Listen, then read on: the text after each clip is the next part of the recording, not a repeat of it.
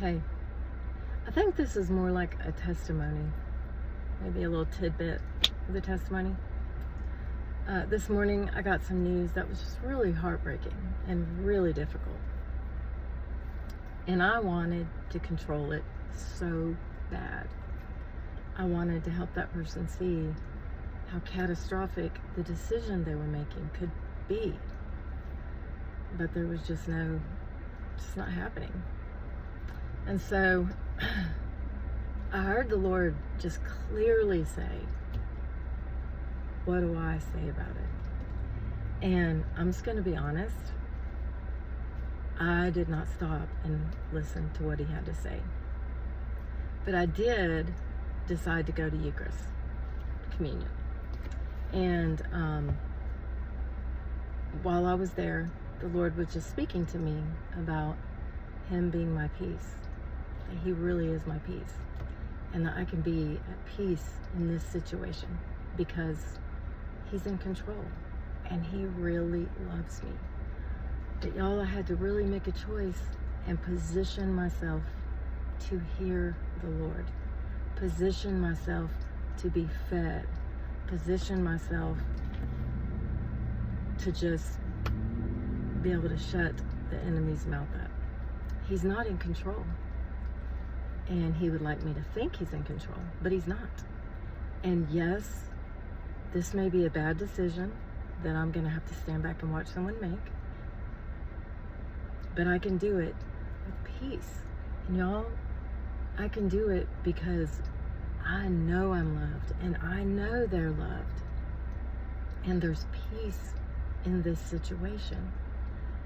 I cannot afford, even at the cost of someone I love dearly, I can't afford to let the enemy mess with me.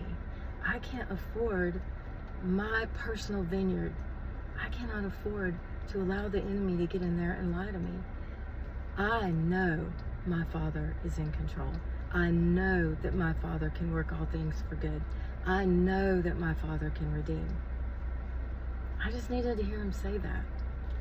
And so sometimes, y'all, when we're just faced with rough times, or we're just faced with having to watch people we love go through rough times, we've got to know the actual presence of Christ.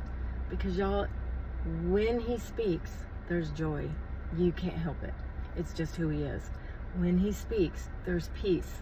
You just can't help it. That's who he is. Because he speaks hope into every situation. That is just who he is.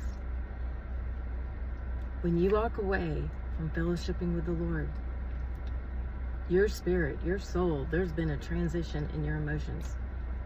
That is just the way it is. Because that's who he is. Y'all, what a great God we serve. What a mighty God we serve. Who doesn't want to be secure in the face of tribulation?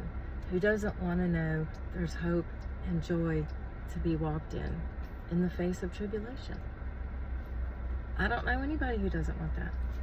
Does it take surrendering? Okay, Lord, I give it to you. I'm not going to try to control it. I'm letting it go. It's yours. You handle it. I don't even know how to describe the peace that took the place of my anger, of my frustration, of my fear. Y'all, Satan doesn't play fair. And I can tell you this, God does not do fear, anxiety, stress. If those are the things you're partaking of, then you're not hearing the Lord. You can say all day long, oh, I know God loves me. I know he's got it. But as long as those things are what you're partaking of, then you're not really experiencing what it is to know the Lord and to trust him in that moment. It just takes his voice. So if you're having a hard time with something or someone, painful, whatever's going on, don't stop there. Get with God. Let him speak to you. something different. Let him transition your emotional being into a place of joy, a place of peace.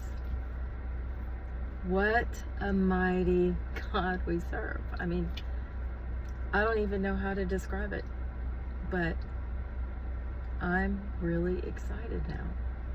I know God's going to do it.